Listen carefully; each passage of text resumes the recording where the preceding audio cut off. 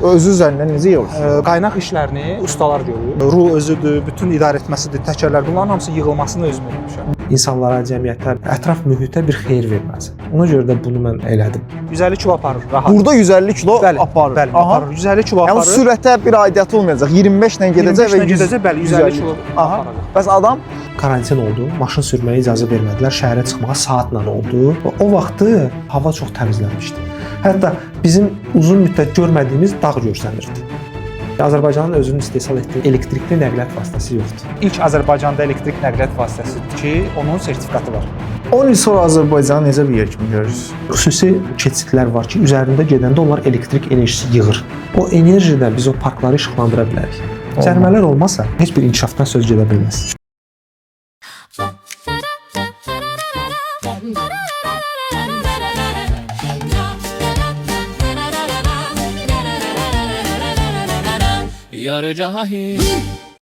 Dəyərli Azərbaycan gəncləri və gəncliyini yaşaya bilməmiş yetkinlər. Yarım qalmış işlər üzrə mütəxəssis Emin Davud ilə yarı cahil izləyirsiniz.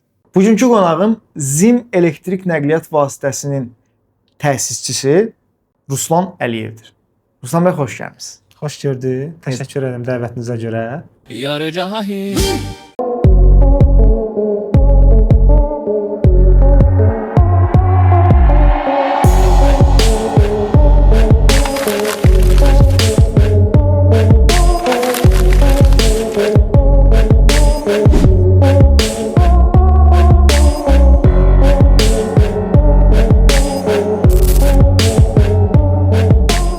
Niyə ZIM? Çünki zero emission'dır, sıfır tullantı deməkdir. Belə həm də elektrik işarəsi var, tam elektriklidir. Bu ilkin variantdır, MVP'dir. Bu yolun ortasında sürülmək üçündür. Velosiped zolaqlarına çox rahat girir. Bunun ölçüləri velosiped zolağı üçündür. Yerləşir hə velosiped? Bəli, velosiped zolağına yerləşir. Eni 89-dur. Uzunluğu da 2 metrdir. Velosiped zolaqları bizdə Azərbaycanda 1 metrdən başlayır. Bir zolağa yerləşir. Burada bagajı var. Bəli, bu hissədə bagaj var. Açım mən bu hissəni. Tent daha rahatdır, yüngüldür. Bunun arxası çox yüngüldür. 3 kilo çəkisi var. Bütün bu konstruksiyanın arxasında cəmi 3 kilo çəkisi var. Elə ağır bir şey deyil. Əlavə yük olmasın deyə. Hal-hazırda bu hissə açıqdır. Burada batareya yerləşir. Lityum-ion bateriyası. O nədir?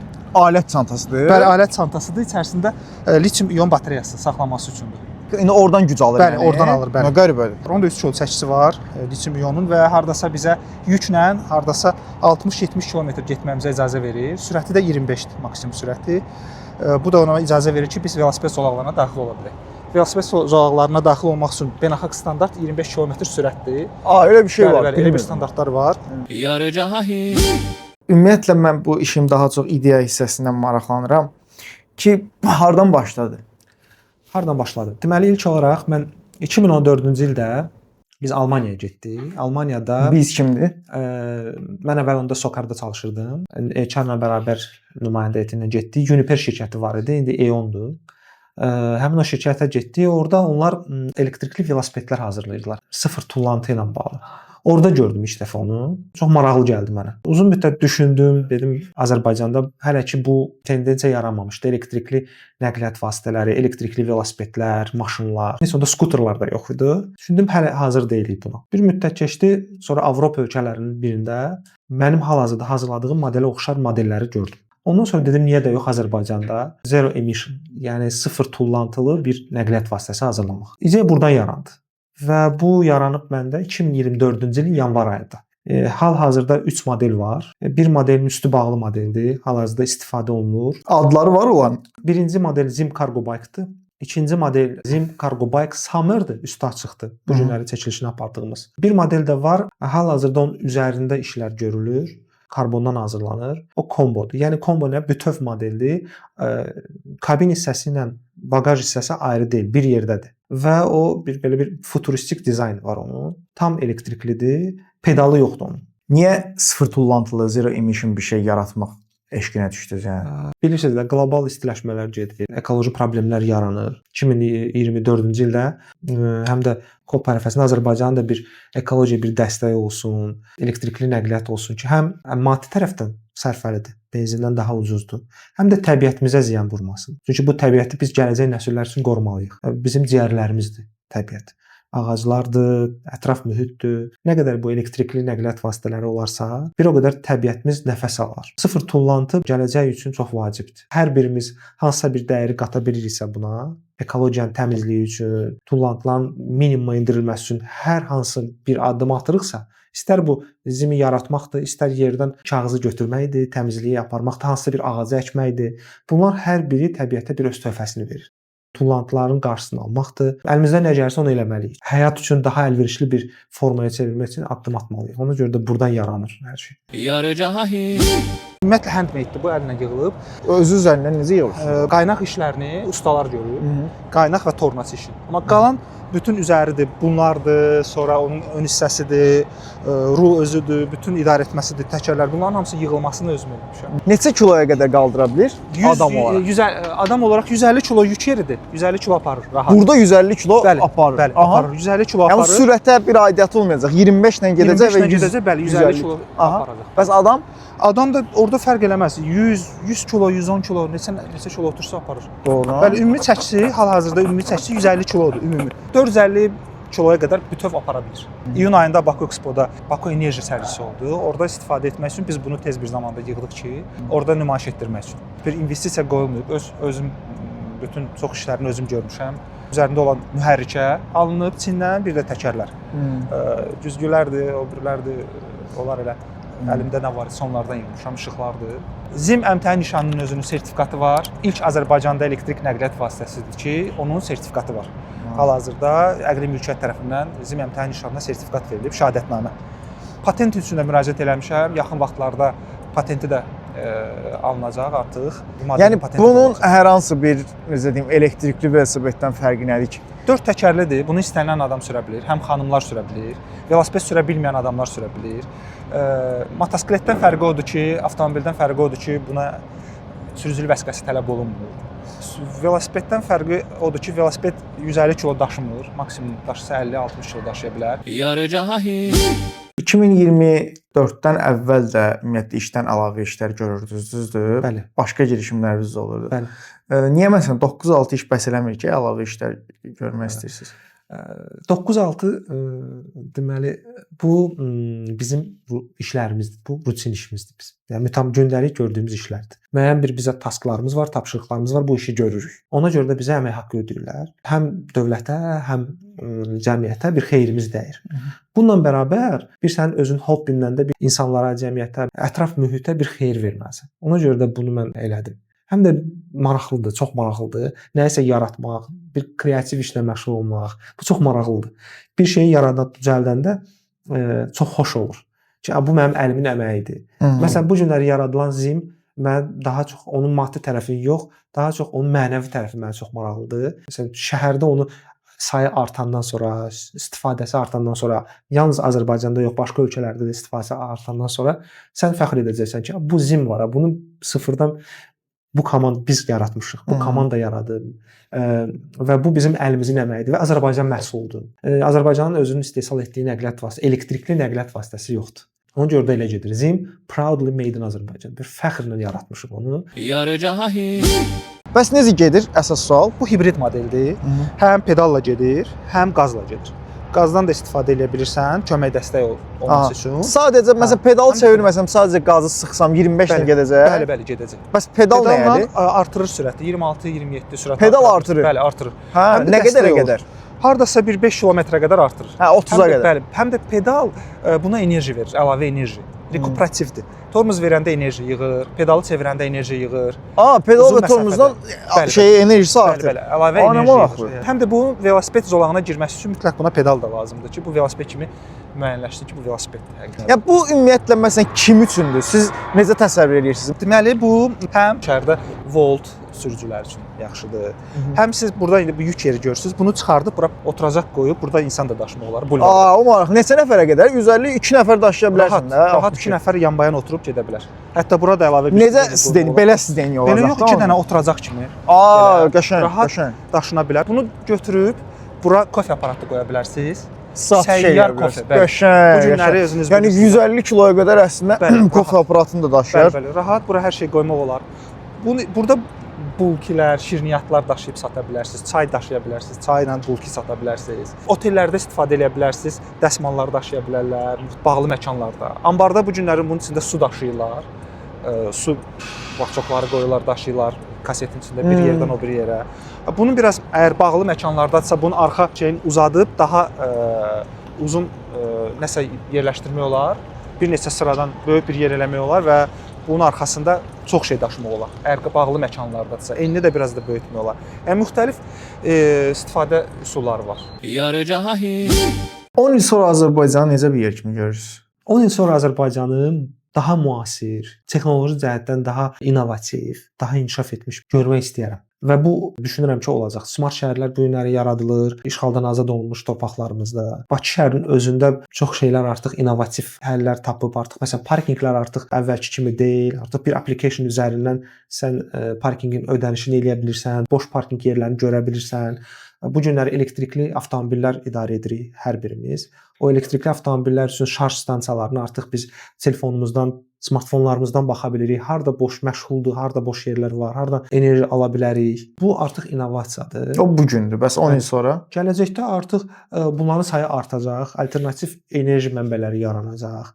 Bunlar daha əlçatan olacaq. Bu günləri məsələn elektrik stansiyaları çox azdır. Amma gələcəkdə düşünürəm ki, bunların sayı artacaq.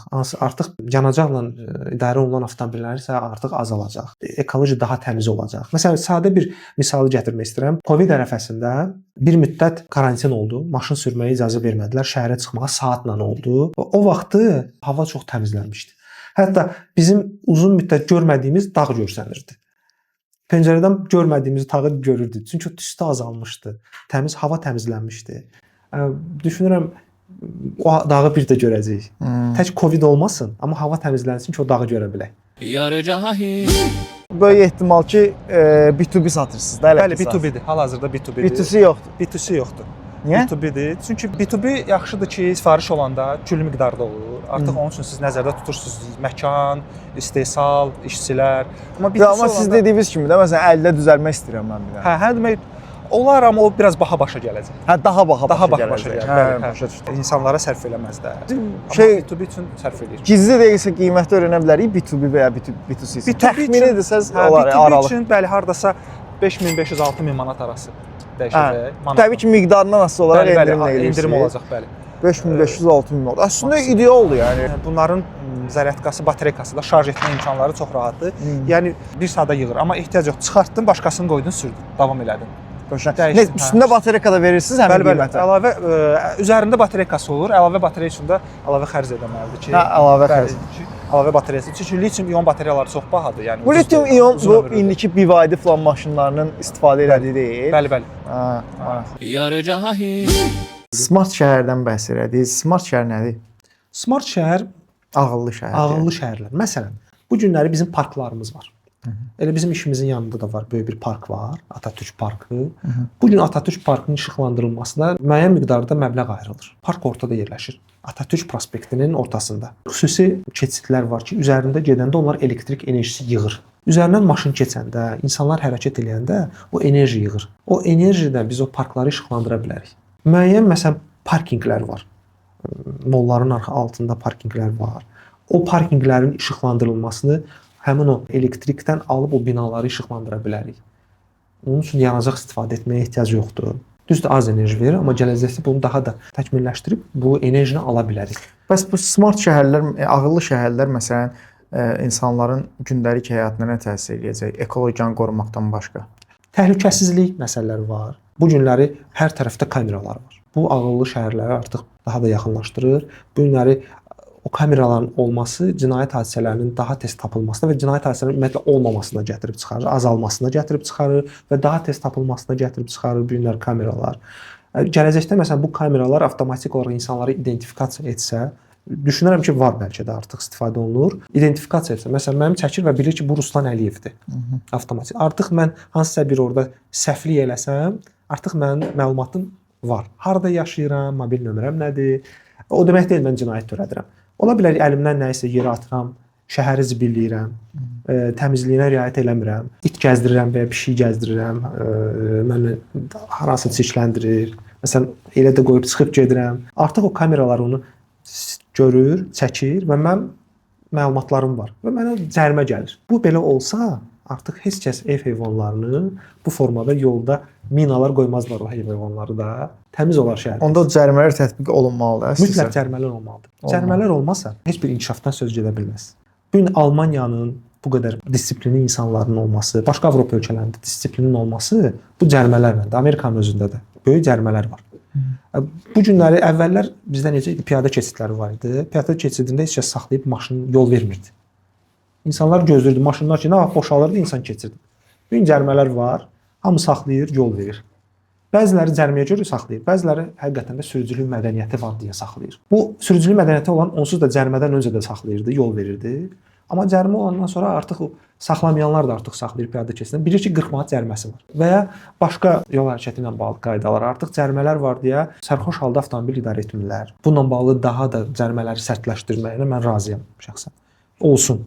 Çünki bu insanları, cəmiyyəti daha da formalaşdırır. Bir neçə dəfə şahid olmuşam, avtomobil idarə edəndə qarşımda gedən avtomobil pəncərəni açıb zibili çölə atıb. Hətta belə böyük bir kuloku atıb. Bunu neçə dəfə şahid olmuşam. Saxlayırsan, söz deyəsən, mübahisə yaranır. Artıq bu mübahisə böyüyə bilər, əlbəyaxa ola bilər. Amma o kameralar olanda, ağıllı şəhər olanda, bunu çəkəndə ona heç nə deməyə ehtiyac yoxdur. O həm atmayacaq onu. Atsa da belə onun kamera çəkəcək, avtomobilin nömrəsini də, özünün üz dizgilərini də artıq o cəriməni heç o ruhu incimədən ona gələcək cəriməsi o ödəyəcək. Bir də onu yerə atmayacaq. Yaxşı bir şey deyim. Bəs Avropa şəhərlərində, məsələn Polşada mən yaşamışam. Orada polis demək olar ki, yox idi. Yəni küçədə görmürdün də, yəni polisi. Amma insanlar yenə də, yəni bizə nisbətən qat-qat daha mədəni avtomobil idarə edirdilər. Heç kim yerə zibil atmırdı maşından. Nə qədər olub ki, məsələn, mən və ya mənim ətrafımdakı kimsə yerə zibil atıbdı. Vətəndaşlar müdaxilə edirdilər ki, İctimai qınaq var orada. Hə, ictimai qınaq var. Bəs biz cərimələr tətbiq olunandan sonra belə mi olacağıq, yoxsa cərimələr tətbiq olunandan sonra söyə-söyə bunları eləməyəcəyik? Əvvəl insanlar üçün təyin olunmayan yerdən yol keçəndə cərimə edirdilər 100 manat. Düz. İndi də var. Bəzi yerlərdə var, yol polisi eləyir cərimə. Həm nəqliyyat vasitəsini idarə edən insanlar üçün, həm də ki, o yolu keçən insanların təhlükəsizliyi üçündür bu. Bir də çox qəribədir. Yəni bu mədəniyyətdir də əslində. Yəni. Bəli. Yəni mədəni olmağımız üçün bizə pul cəriməsi eləyirlər və biz daha mədəniləşirik. Bu arada mən də razıyam yəni sizinlə. Yəni bunlar olmalıdır və insanlarımız yavaş-yavaş tərbiyələnsin bununla. Bəlkə də başqa yolu vardır, həqiqətən yolu var, bilmirəm. başqa yolu var. Başqa yollar da vardır. Yəni bunu marketinq vasitəsilə necəsə işıqlandıraraq insanların inanmağını dəyişmək. Amma o da təbii ki, yəni bilinən olası bir şey deyil. Məncə bunların hamısı bir yerdə işləməlidir bu arada. Həm mədəniyyət formalaşdırmalıdır, biraz marketinq nəticəsində bir tərəfdən də cəzalar tətbiq edilməlidir və bunun 20-30 ilin sonunda artıq bu cəzalara ehtiyac qalmadan insanlar bunu mədəniyyətin bir forması halına gətirəcək. Ki yol keçmək də indi elədir məncə. Əvvəl məsələn %10 insan yolu piyadanın üstünlüyü olduğunu düşünürdü və inanırdı. Digərləri isə sürücülərə üstünlük verirdi. Amma demək olar ki 50-50-yədir məncə. Ki artıq sürücülərin də bəziləri bilirlər ki, yəni yol piyadanındır. Bəli. Və piyada da bunun fərqindədir ki, yol mənimdir. Bəli. Yar cahil. Bu şey olaraq istifadə oluna bilər. Məsələn mən Türkiyədə gördüm. Bizdə Apar var da. Bəli. Çox yəni gözəl işlərdən biridir. Axırki Azərbaycana da gəldi. Bəli. Türkiyədə məsələn bir skuter şirkəti gördüm mən. Martı deyə bir şirkət. Bəli, mən də eşitmişəm. Hə. Onlarda məsələn sürücülük vəsiqəsi tələb olunan o elektrikli şeylər də var idi. 50-yə qədər sürəti qalxan. Məsələn, ola bilərmi ki, gələcəkdə hansısa bir şirkətlə əməkdaşlıq eləyəsiniz və məsələn, yolun ortasında ZIM-i görə bilərikmi sizə? Əlbəttə. Mən nəzərdə tutmuşam gələcəkdə bunu. Hətta ZIM-in bunun avtomobil versiyasında mən gələcək modeli sizə göstərərəm şəkildə. Avtomobil versiyası. Bəli, avtomobil versiyası. O ölçüləri biraz böyükdür. Eni 1.20-dir, uzunluğu hardasa 3 metr. Yenə 4 nəfərlidir, yoxsa 2 nəfər? O öndə 2 nəfər oturur, arxası kargodur. Yük daşıyandır. O 1 ton yarım yük daşıyır və getmə məsafəsi elektriklə 250-300 kilometrdir. Maraqlı. O yeni modeldir, onu düşünürük əslində, onun üzərində dayanmışıq. Gələcək növbəti artıq ZIM kargo olacaq artıq yük maşınları. Bu yəni, üç variant. Möhtəşəm olar. Mən təsəvvür edirəm ki, məsələn, hansısa bir yerdən alış-veriş eləmişəm, çıxmışam. Taksiyə minmək istəmirəm, zaten yol tıxacıdır falan. Metroya gedəcəm. Metroya kimi getsəm okeydir və metroya mən o 1 kilometr, 2 kilometrlik məsafəni yoldan bir zim götürüb fon eləyə bilərəm. Bir dənə o parking məsələsi biraz yüngül problem ola bilər ki, o da nə bilim, onu da bir necəsə həll eləyə bilsə. Şey olar məsələn, aparın normalda velosipedləri bağlamaq üçün şeylər qoyublar da, dəmirlər. Hə. Bunu zimlər üçün xüsusi bir parking yeri ola bilər.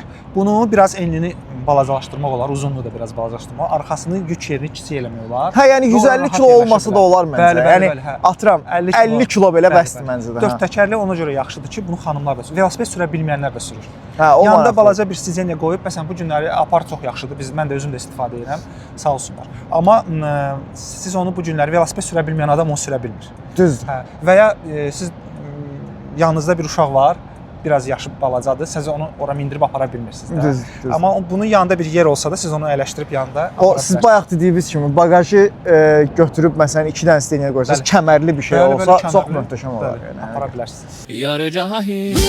Zim birbaşa müştərilərə satış üçün deyil. Korporativ olaraq satış eləməyi planlaşdırırsınız. İndiyə kimi eləmisinizmi? Təmənnasız bir şirkətə onu vermişəm, heç bir ödəniş olmadan, üstü bağlı versiyanı sizə göstərmişdim. Videosu da var, şəklində var. Onu vermişik, o sınaq üçündür.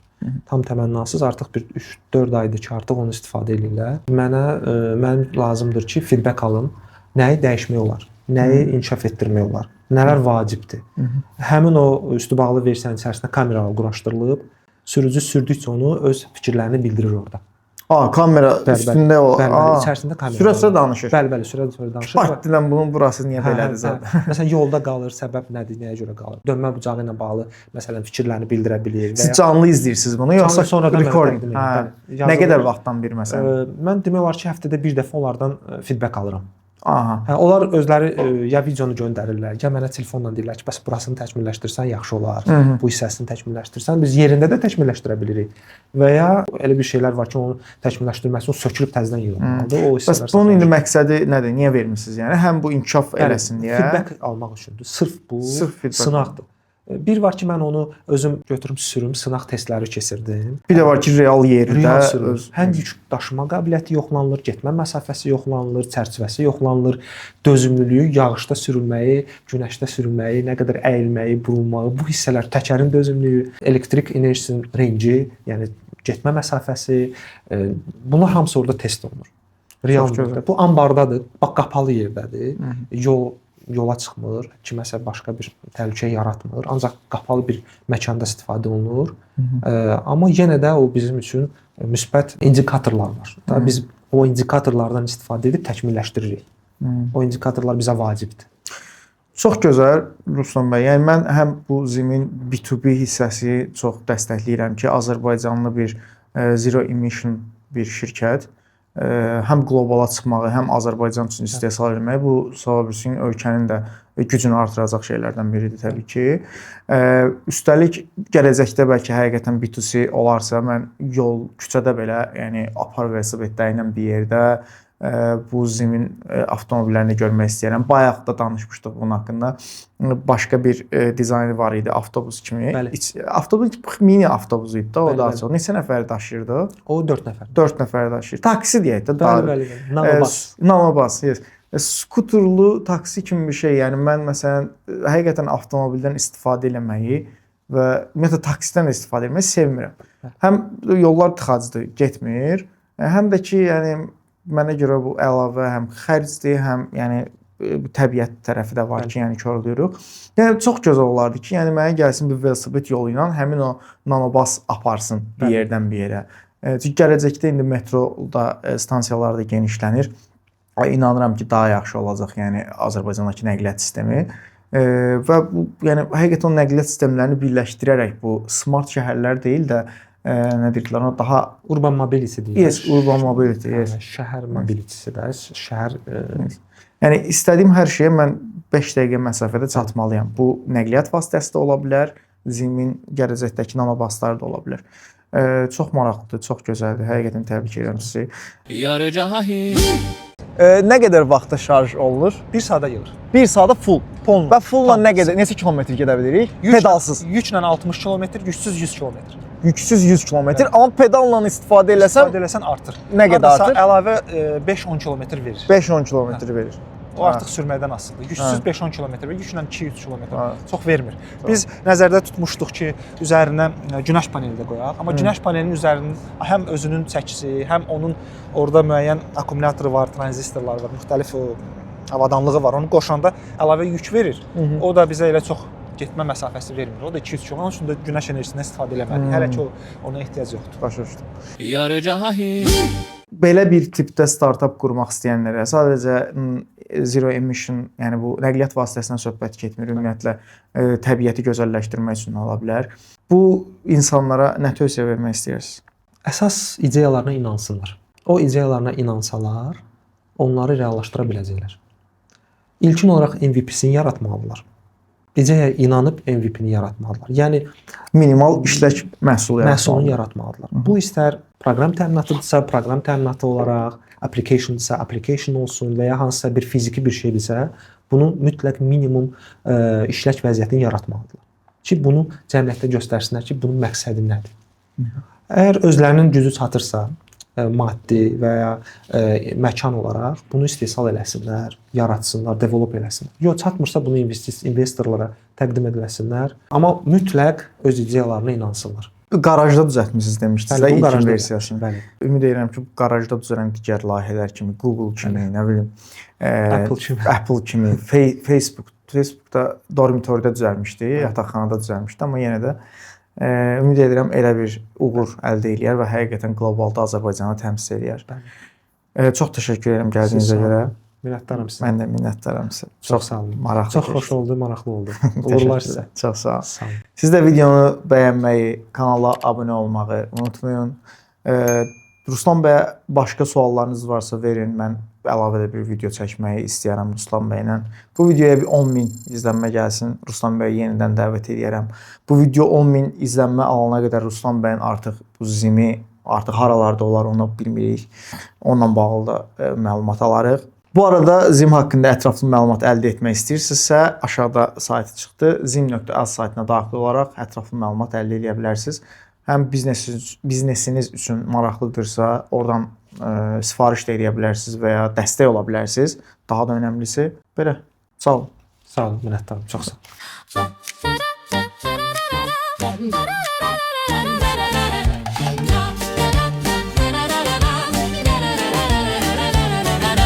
Yarı cahil.